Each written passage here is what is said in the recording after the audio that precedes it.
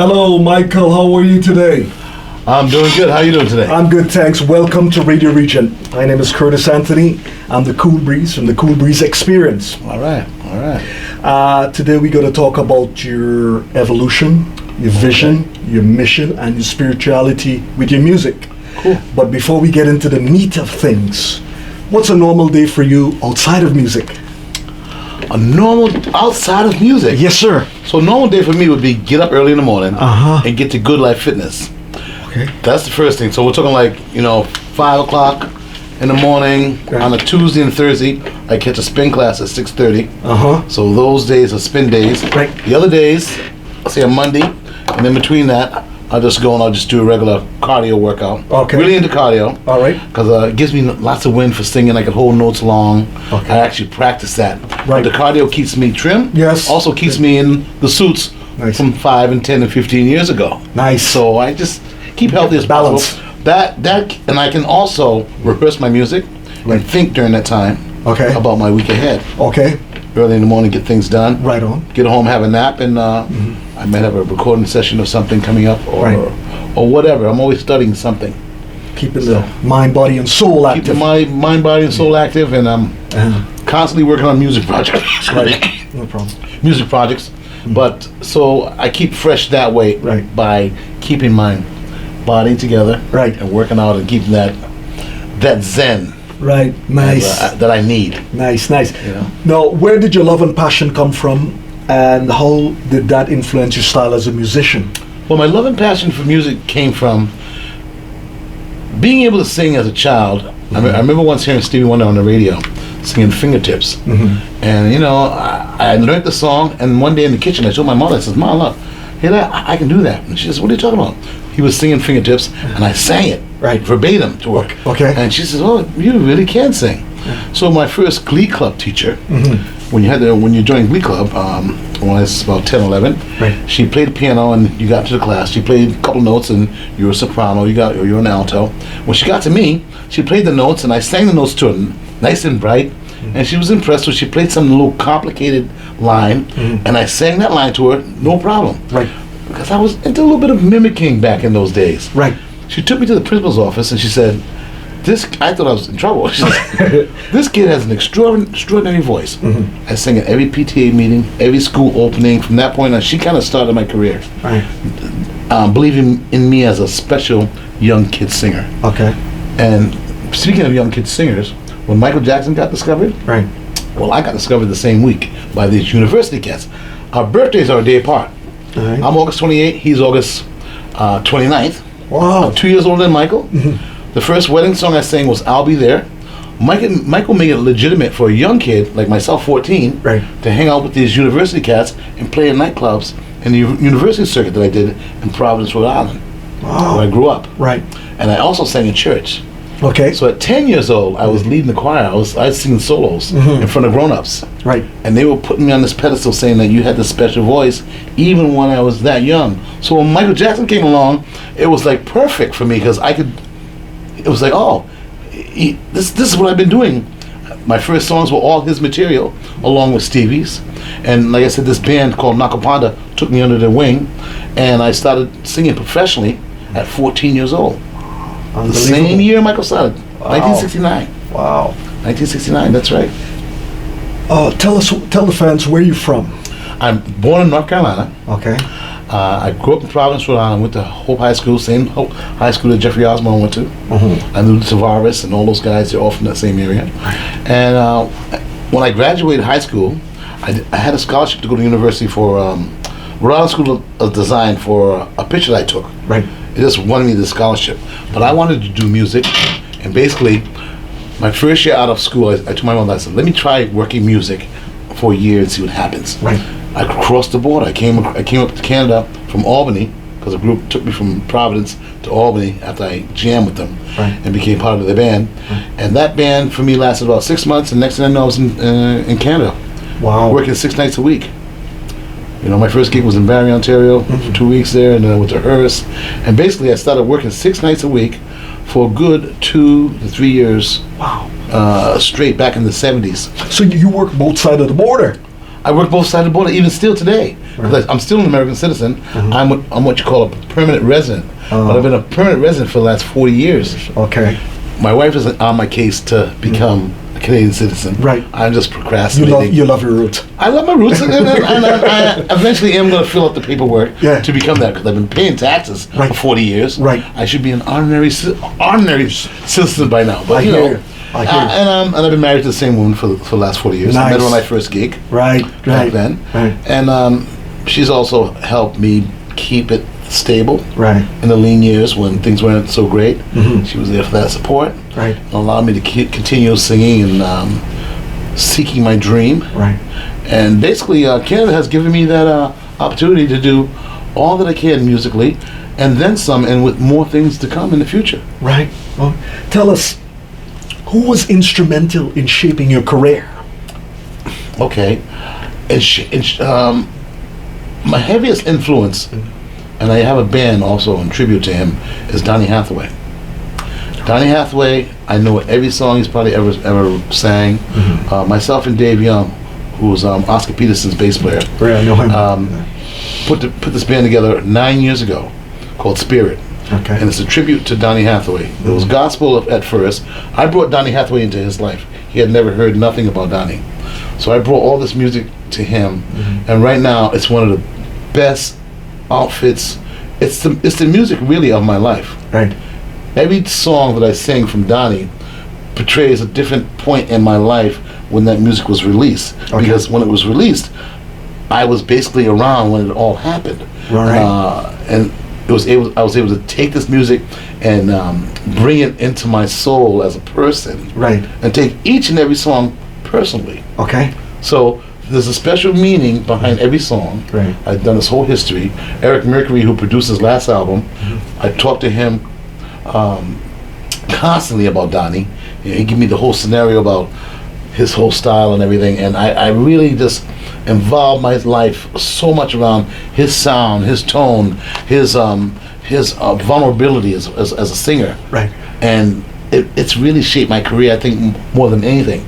Because I sing and I see him. Right. When I do his music, I see him for sure. Okay. But I have to say that about most artists, because I love Marvin Gaye and I love Sam Cooke. And I think if you don't see the artist when you're performing that artist, you're not really being true to the artist.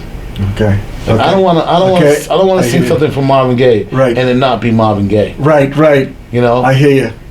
the pattern, the blueprint was laid. It doesn't have to be remade. Yeah. So I'm not here to invent the wheel again, Right. but I'll present it to you in a way that this is how you heard it, this is what you know. Right. And in the end, I'll take my little share of ad-lib and creativity then. Right. I think a good singer always gives credit to the artist first. Right. And he deserves it because it was a hit song for a reason.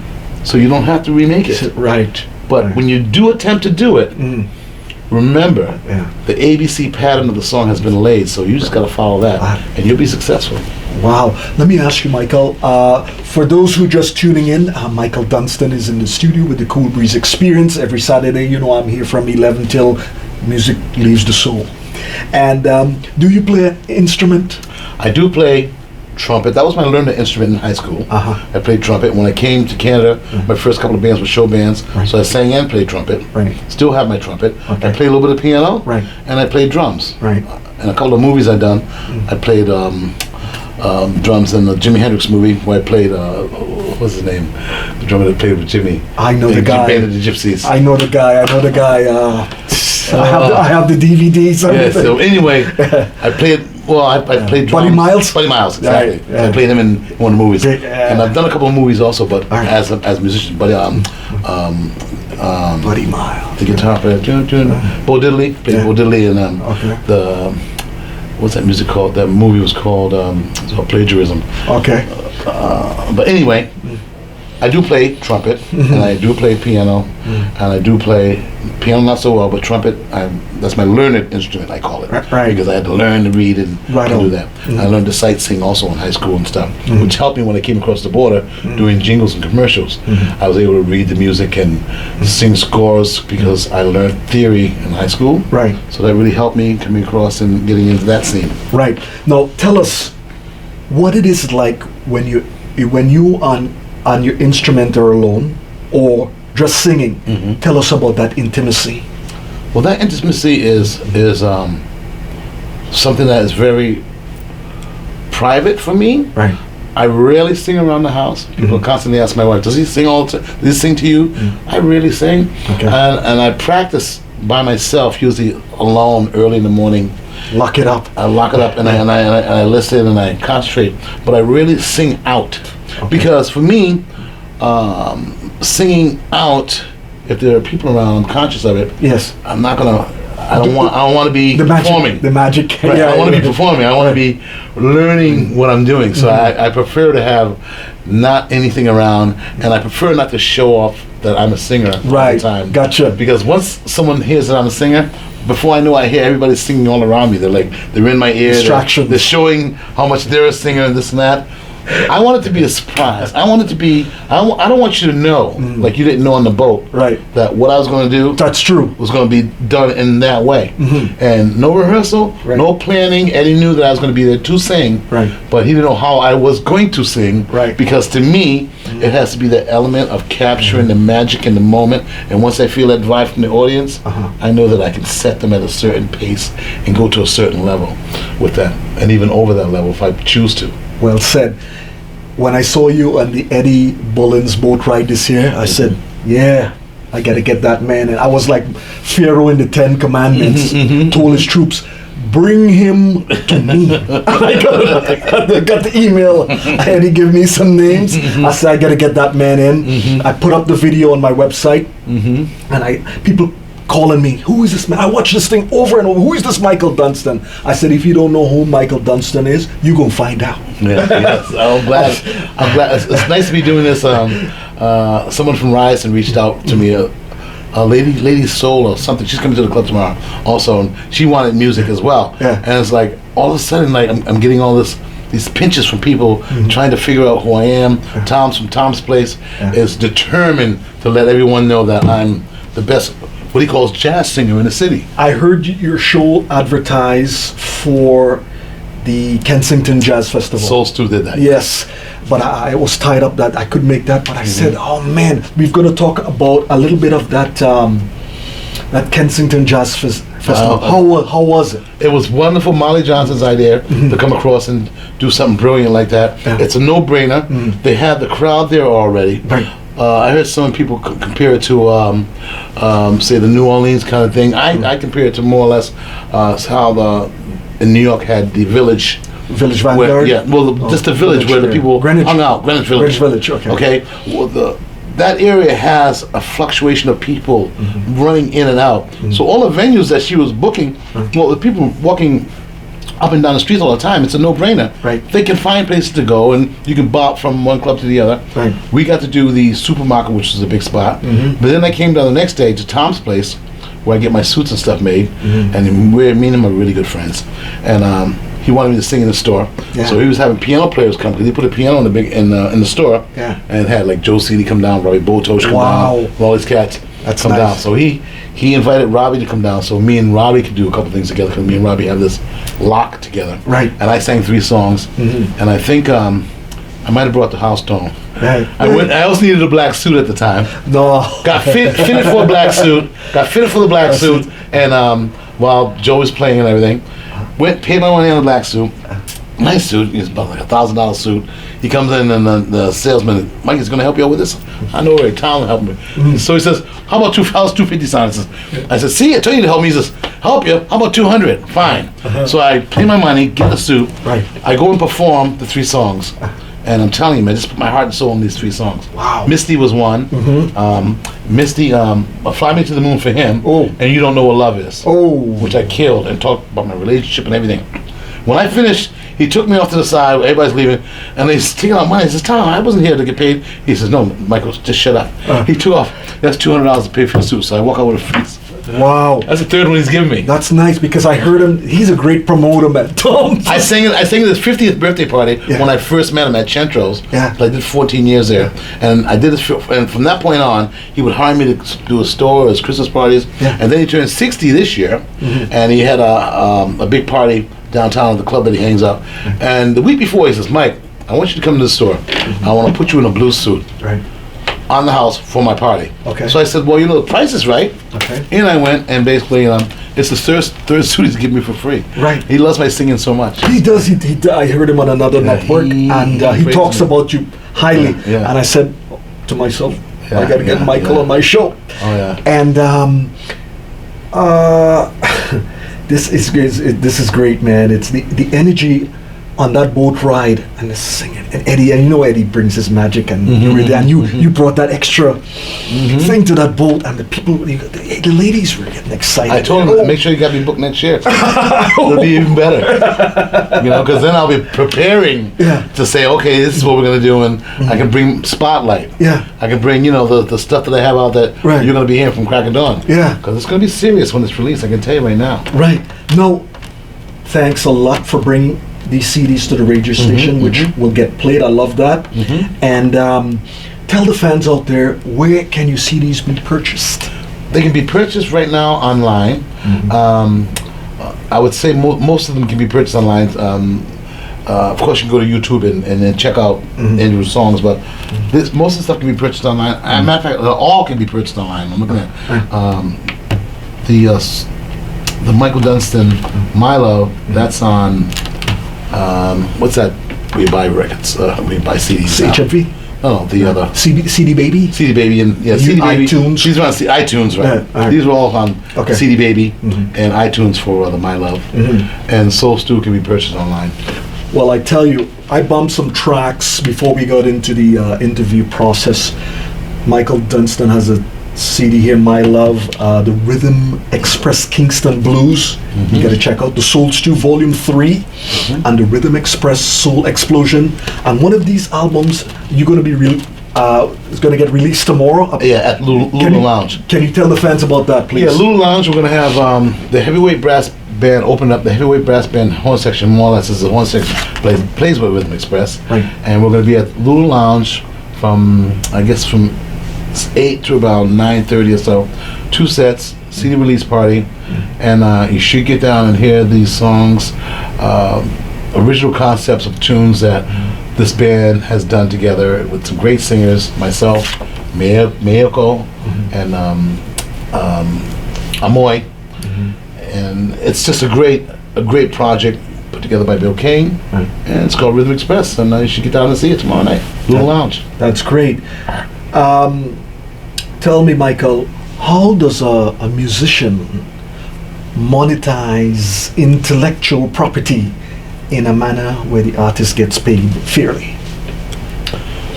First of all, you should have some experience, like I have. 40 years worth helps, and know your worth, know your value, and set your standard. Right.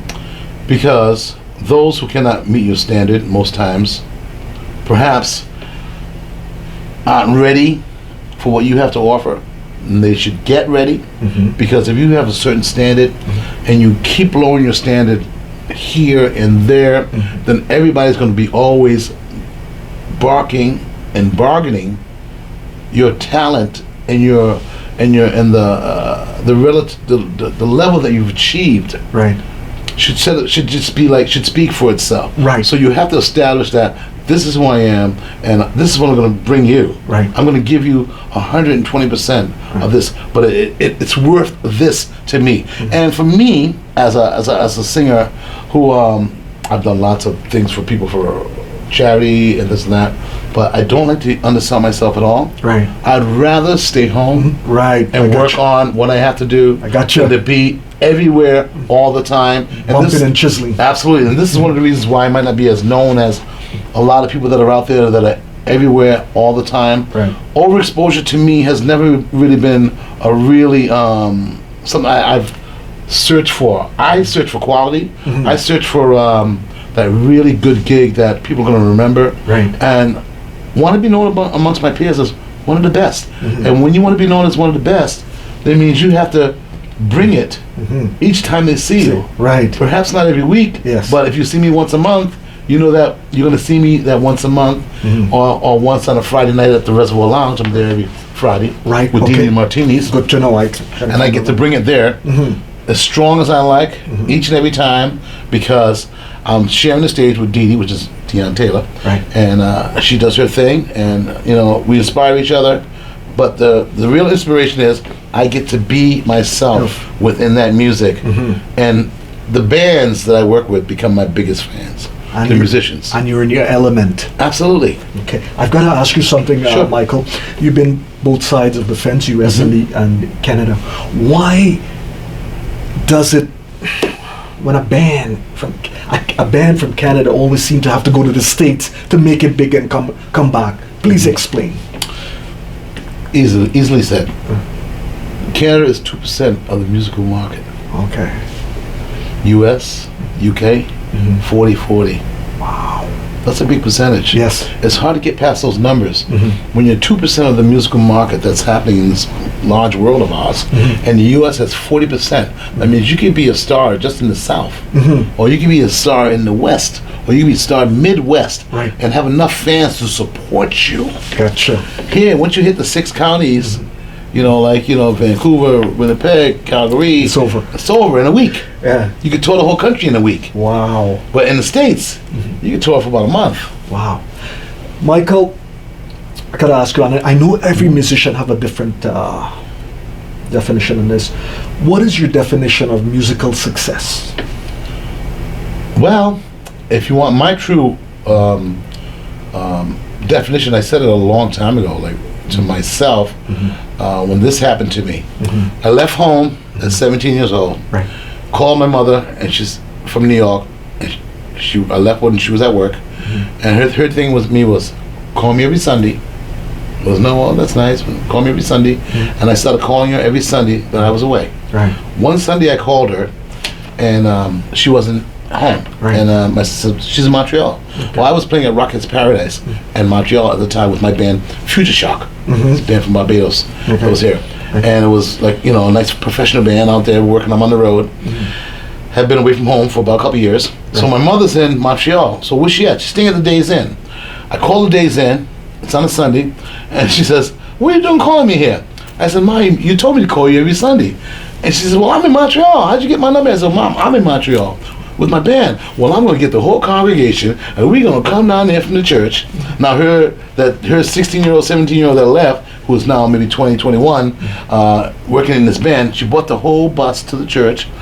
Joe Rockhead handed out flowers. It's a lady come in. So it's a church. It's a nightclub. No, you got to prove yourself. Now, my mother comes, and I'm on stage playing with the band, and she got to see me doing this professional thing, and I got a picture of her and me on stage, back with my jumpsuit and the big afro and everything. Yeah. And I said to myself, if I never make it in this business as a superstar, this is my moment of success right here. Wow. Being able to please her. Right. And she was most happy knowing that I was doing what I wanted to do. Here I am 40 years later, still doing it. Wow. She gave me, when I came home at 14 and said, "Ma, I went down the street and jammed with this band, and they want me to join their band." She said, "Fine." And she let me join at 14. My first paycheck, I did a wedding and a park gig. They came up with 2 envelopes with $50 each. That's 1969. My mother wasn't making that kind of money. Wow. Okay? That was for one day's work. She took the money, gave me $10, started me a bank account, and the next thing she said to me was, "Call me every Sunday when I left home." And when I called her that Sunday in Montreal, she came down to see me.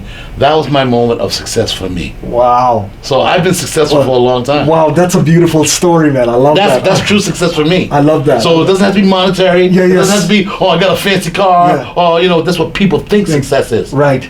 It has to come within here. Right. And the happiness has to be like a flower that blooms, and it's like, look at that beautiful rose. Wow. That's what my mother gave me. Yeah. A chance to bloom. Wow. And I feel like I'm still blooming. Yeah. You're hearing me now? Yeah, I'm hearing you loud I and clear. love what I do, man. I love it. Same here. So, At Radioregent, I never looked at money. Didn't No. care about it for doing what I do. no. The love and passion. If I could come in the studio and broadcast for the entire day, I would. Because the joy I get from that, the passion, the love, the enthusiasm, to me, it's enthralling. And to make my fans happy, which I have fans all over the globe, the show is only 6 months old, and I monitor the statistics, blew me away. and I keep doing and growing every time to make this thing better, because I want to put my show at a place where people could be proud around the globe. I'm tuning into Cool Breeze because I know Cool Breeze gonna bring some heat. Absolutely. You know, I gotta ask you, with the matrix and paradigm shifts in the recording industry today, are you happy with it? You have to explain that a little clearer. Like, what do you mean? Like, you know, the way the music business, how they do their business. You put out a product, you do 99% of they want to take 95% of your work, and you have to channel your way into to making money with getting CDs. The deal is with there's really no more money and like making a CD and then getting it out there, because everything is downloaded. Right. Mm-hmm. So now we're taking a different approach, and a lot of groups are doing the same thing. Right. We're pressing albums. Right. So Cracker Joan you could press 10,000 albums. Right. Guess what? Now you're going to make money. Okay. Because those albums are going to sell for $40 a piece, $35 a piece, right? Monetary money's coming in, because with a CD, with a download, you might not see but a half a cent of that played on the air, or some kid downloading it for free. You get none of that. Right. But if the new groups today, The Weeknd and all these other groups, they're all pressing albums. Right. So the vinyl's making a big comeback, because it's one way to get monetary flow back into this business that we call business. Other than that, say 5 or 6 years prior to the records becoming a new thing again, and the young kids are discovering vinyl and all that stuff, that's going to help monetarily. Yes. You can only sell so many CDs at a concert, you know, so it can't be about that. Right. But where you make money, and as an artist like myself who loves performing live, is, well, you know what? I got a band, and we can go live, and we can go play and make money. Okay. Once you get the airplay, this becomes your calling card. Okay. Okay. Nice. You got to have a good calling card, right? And then the casinos are going to be there for you. All this other work's going to be there for you. But basically, where the money is made today, and I'm kind of glad it's this way, that you got to perform. So all these paper artists that can't perform, they'll be left behind. Right. Their standards will be low. Yeah. Us that have musicians that we bring along with the whole program, our standards are high, so we'll perform at that level. So you want to come see us, and then we go somewhere else. We'll make our money in concerts. Right. That's where it's got to be made. Okay. Not in record sales, in concerts. Right. But be smart and press some vinyl along the way, and you'll make some monetary money also. Right. I'm glad where the technology is going with music, because it enables me to do what I do. And so, excuse me for a second. Radioregent. Sorry, you got the wrong number. Shake. Yes, sorry about that. Beg your pardon. Yeah, so when I hear, I know you got to take the good with the bad, because it does present itself down the road to open other avenues. When an artist goes into a studio, writes a song, like the day of Motown, TSOB, and all these, write a song. It was a great sound, became timeless. These records were selling, you know, the craft. You see how they perform, the whole full circle. And a guy goes down in the basement and cuts a thing in an evening and makes millions of dollars of rah, rah, rah, rah, with a beat. And you said, oh my goodness. And you're struggling to put 2 cents together to that balance in the music. Yeah. It could be fleeting to an extent with the cat that does it in his basement, because sometimes to meet the demand of your audience, they're going to be calling for you. Now what are you going to do? Can you, are you going to be able to get up to perform that? Because with success of anything, you've got to walk the walk now. You've talked the talk. Now we want to see you perform live. And that becomes a pressure. Right. See, now you got conflicts with your record company or with people that want to do things for you, and they want to know, are you ready to go and do this, because now it's time to do this, right? Because you did this. You know, you're locked into the success. Okay. You know, can you back it up? And that becomes an issue for young artists. They can't back up what they put out there. They did it all themselves. You know, the computer did all the playing, and it's just I don't want that career. Right, because I said when I turned on BET, I flicked on BET, and a guy boasting, $30 million in a week, and I have all this money and a mattress, and they're jumping up with a bunch of girls with Cristal champagne, and I go, see him in 10 years. In 10 years, because the money makes you stupid when you get it like that. It doesn't make you smarter. Right. It becomes an issue of now you lost your mind. You've got all this money, and I'm going to see you in 5 years, and your eyes will be spinning in your head because it'll all be gone because you weren't smart. All you did was get the money. Yeah, he's got an entourage. Some of the best looking girls with foundations built, all kinds of luxury cars. Talk to MC Hammer. $80 million gone. Wow. He lost $80 million.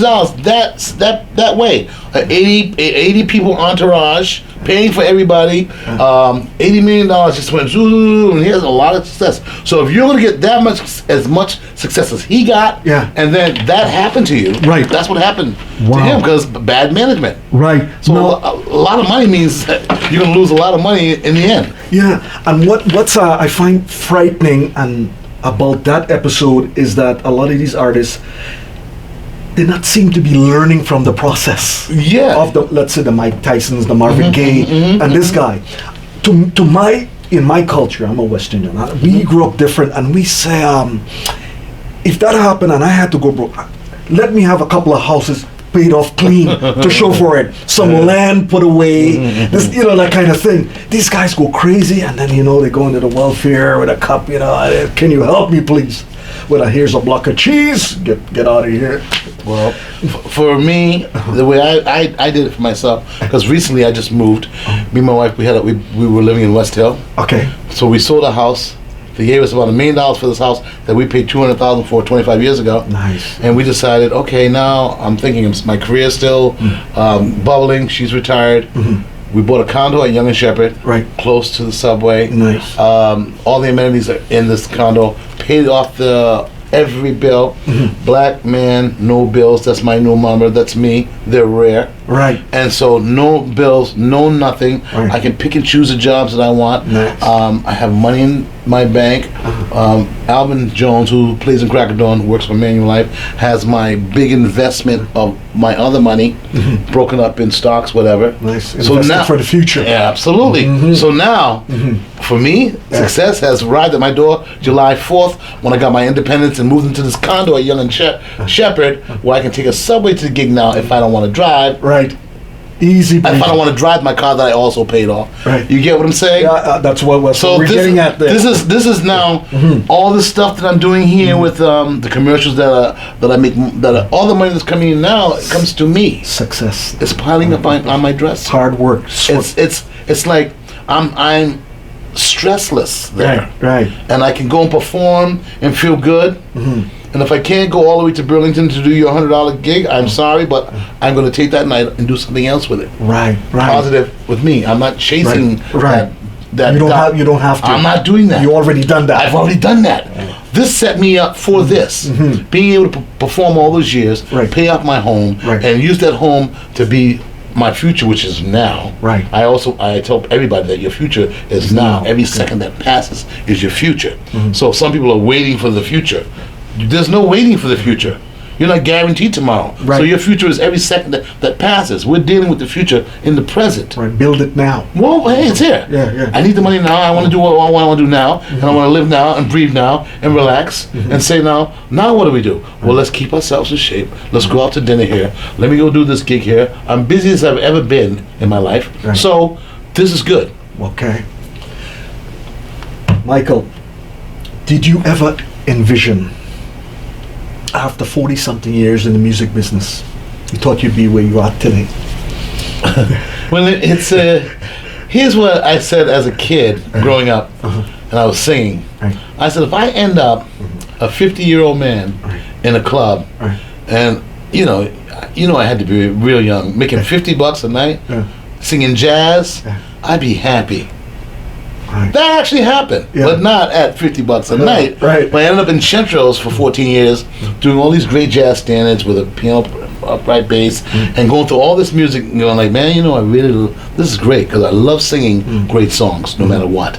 So that essence of doing that and swinging within that era of music for 14 years with Dave Young and all these great people set me up for, okay, now experience is paying off for me because experience is worth money. I have more and more experience as each 5 and 10 years pass, and you end up reaping from your experience. And I quote from a successful entertainer. He said, "Once you love what you do, you never work again." I haven't worked in many, many years. I've been fooling people all this time. I told my friends, I said, I hope they don't find out how much fun I'm actually having doing this. Because as a kid, it was so much fun to sing, and those people going all crazy for this kid, but I was having fun. It was my game. It was my toy. It was my personal thing that I carried along with me. All the bullies in my neighborhood, the guys that bullied everybody around, when they found out that I could sing, they became my biggest fans. And they protected you. And if anybody bothers you, man, you tell me, hey kid, I heard you can sing. Sing, because I remember a same friend of mine. When I was hanging out with this kid, and he says, "What do you mean, Mike?" I said, "No, I can sing." So I'm in I think 8th grade. And he says, so I took him to the back porch and I sang. He went into like shock. He couldn't believe what he was hearing. He told everybody in school. So that day on the way home, these bully guys came to me and he says, "Hey kid, I heard you can sing. Sing." Just like that. Snarled at me, and I kind of looked up at them. And I just sang some things, not out of fear, but just sang, because it kind of made me mad. And I sang, and the first thing they said to me, "Hey man, anybody bother you, man?" They're the same guys that kicked me out of the washroom when I went to join their street corner harmony thing. And you can't sing. Before they even hear me sing a note, they were kicking me out of the washroom. Get out of here, get out of here. Same guys. So basically, that was my little instrument that I carried, my protection, my shield. Was my voice. And saying I can do something that no one else can do as good. A lot of people can sing, but you can't sing as good. Tell me, Micheal, when it's all said and done with you in music, how would you like to be remembered? I would like to be remembered as one of Toronto's greatest, or Canada's greatest, R&B singers that came here and was able to do what he did. Didn't have to compromise the soulful gospel sound that he had. That used to scare guys when I first came here. They wondered why I sang so long and why I would be so emotional in my vocals. But that to me was the true essence of a singer. If I didn't hear that in a singer that I was listening to around here, I would say, well, you know what? I don't think that person is. I come from the South, where the singers like Sam Cooke and in my church, they all sang so strong. My mother dragged me around as a kid to see the Dixie Hummingbirds, the Fly Bonbirds, the Gospeliers. Those are my concerts. Top class. I'm sitting there watching these guys going, yeah, that's what I want to do. I want to be good like that. And to get to that level, standard was high. And my mother said to me also, "Do you think you ever go back, Mike, to singing gospel music?" I remember her saying that to me. And when Dave Young pulled me into this project with him, he says, "You want to start a gospel group?" And I said, "Yeah." And we started doing a little bit of gospel. And he said, "But I want you to hear Donnie." And I brought Donnie to him, and that became now what I live for. And Donnie is the man. That's great. That is great, man. I gotta ask you, Micheal. When I heard you on the Eddie Bullen's boat ride, and you did that Al Green song, "Let's Stay Together." I need just a little favor from you, because I've got a lot of lady fans on the network. If you could do a bar or two for them for me, please, and "Let's Stay Together."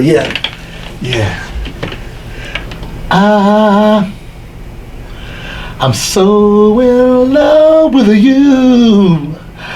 Whatever you want to do is alright with me. 'Cause you make me feel so brand new. And I want to spend my life with you. Let me say since, babe, since we've been together, oh, loving you forever is what I need.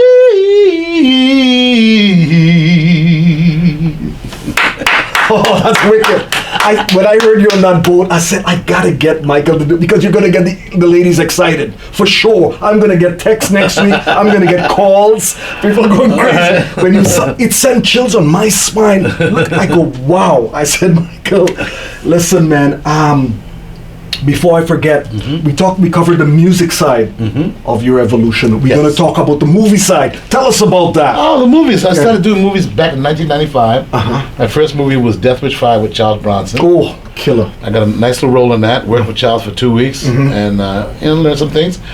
Tommy Boy. My band was in Tommy Boy. You'll see me in the scene of Tommy Boy. I've got about 30 movies to my credit.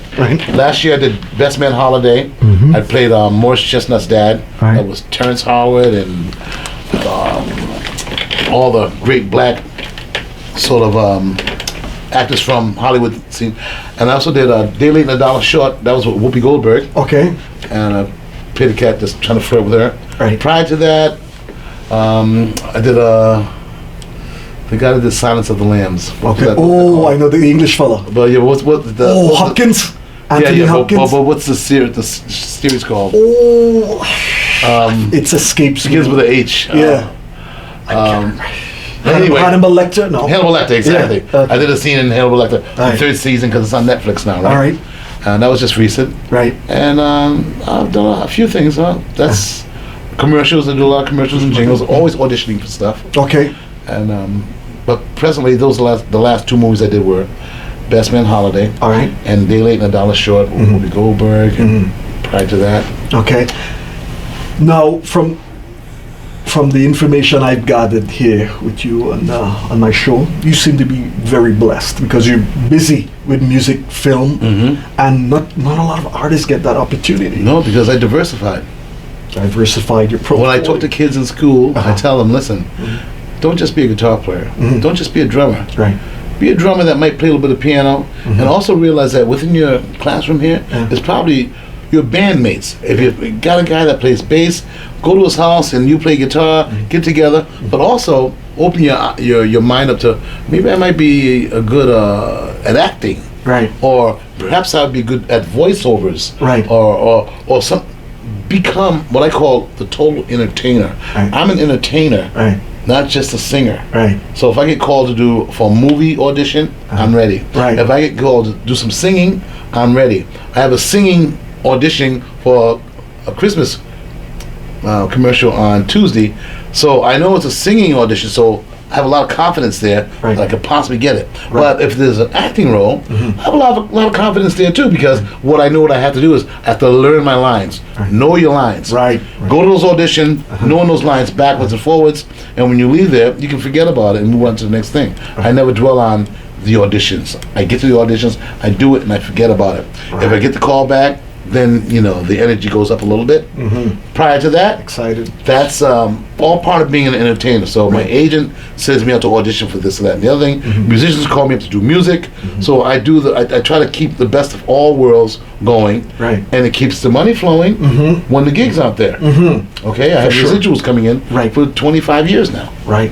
When I got this show, I decided I was going to do something different. I'm going to diversify my portfolio with music because what I notice in the West Indian community, one set like soca, the other side like reggae, and some like reggae and soca.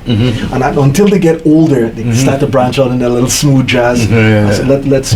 When I got this show, I said I'm bringing the Caribbean rhythms, funk, soul, disco, soul. I'm bringing rare groove. I'm bringing house, but the good classic stuff. And why not? Yeah. And I told them, listen, you can't eat chicken and burgers and hot dogs every day. Right. Go get a steak, filet mignon. Absolutely. Get a salmon, get a seafood platter, get absolutely. a fine bottle of wine. Treat yourself. Absolutely. Enjoy. I'm with you. I'm with you there. Enjoy the finer things in life. Absolutely.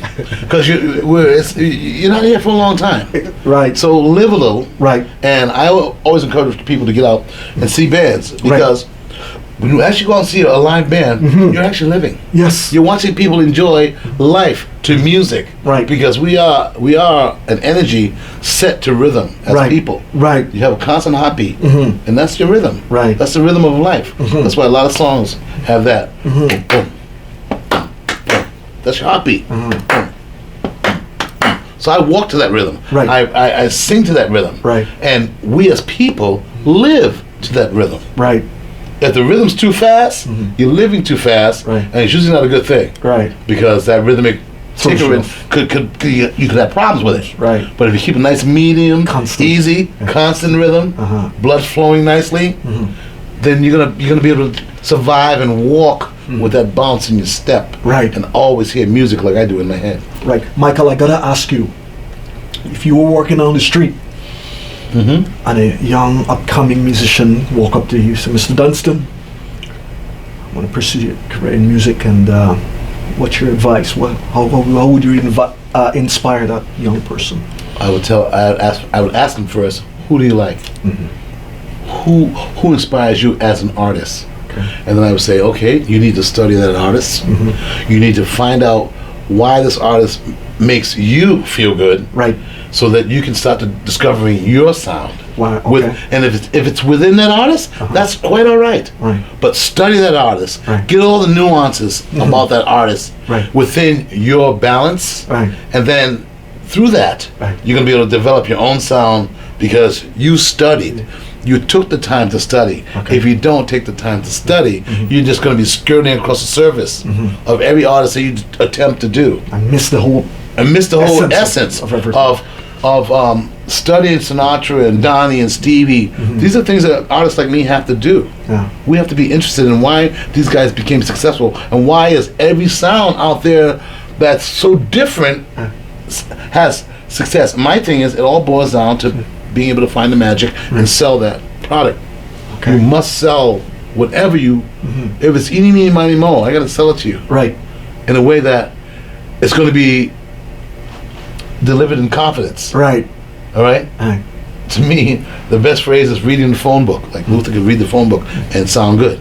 Well, you know what? I'll do that same thing. I'll say, well, you know what? I'm just ad-libbing and having that essence of having the confidence that I can sell just about anything I sing. And when you perform live, you only get a chance to do it right once. Right. It's not stop the tape and let me fix that. As a live performance, Right. every song I sing, if it's 20 songs, they all got to hit that magic. Right. Even, Wow. even if it's one that I don't like or that's rare. Yeah. I like all the stuff I do. Right. But the magic has to be found in every song. Okay. As simple as it may be. Right. Micheal Dunston, it's been an honor and pleasure having you at Radio Regent and the Cool Breeze Experience. It's been my pleasure. And thank you for bringing your love to the city and Radio Regent, which manifests in our greatness. Okay. And the Cool Breeze says, thank you again, and so on and so forth. We're gonna end it there, and it's all good at Radio Okay. Regent.